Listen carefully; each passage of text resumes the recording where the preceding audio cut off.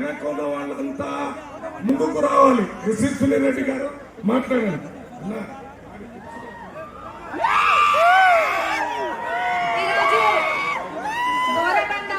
గౌరవ ముఖ్యమంత్రి గారు ఇక్కడికి రాబోయే సందర్భంలో ఇక్కడ వేదిక మీద ఉన్న మంత్రులకి, మన టిపిసిసి అధ్యక్షులకి, అట్లనే గౌరవ ఎంపీ గారికి, సాటి ఎమ్మెల్యేలందరికీ, అందరికన్నా ముఖ్యంగా ఇక్కడున్న పోరబండ ప్రజలందరికీ, మా అక్క చెల్లెళ్ళ అన్న తమ్ముళ్ళకి, బాయ్ బహన్ సబ్ లోగోं को नमस्कार।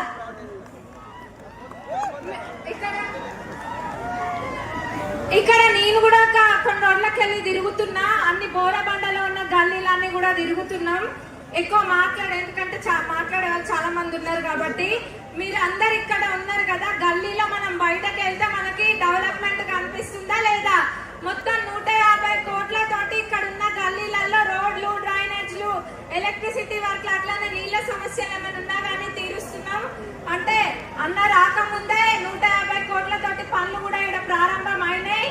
ఇంకా రాబోయే రోజులలో పైనున్నది కాంగ్రెస్ సర్కార్, మళ్ళా ఇక్కడ మనకు కాంగ్రెస్ ఎమ్మెల్యే ఉంటే డెవలప్మెంట్ కూడా గతంలో ఎన్నడూ లేని విధంగా డెవలప్మెంట్ చేసి చూపిస్తాం. బోరబండల 10 సంవత్సరాలలో కూడా కాని రోడ్లు ఇప్పుడు చాలా మటుకు అవుతున్నాయి. ఇంకా మన మైనార్టీ సోదరులకు అందరికీ కూడా చాలా మంది కుట్టు మిషన్లు కూడా వచ్చినాయి.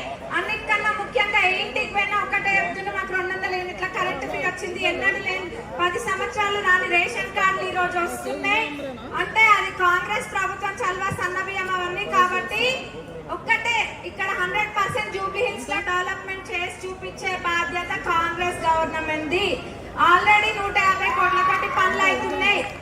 ఒక్క అవకాశం నవీన్ యాదవ్ అన్నకి ఇవ్వండి, ఖచ్చితంగా ఇక్కడ మళ్ళా అన్ననే గెలుస్తాడు.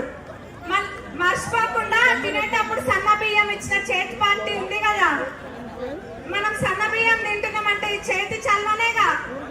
మరి చెయ్యి గుర్తుకి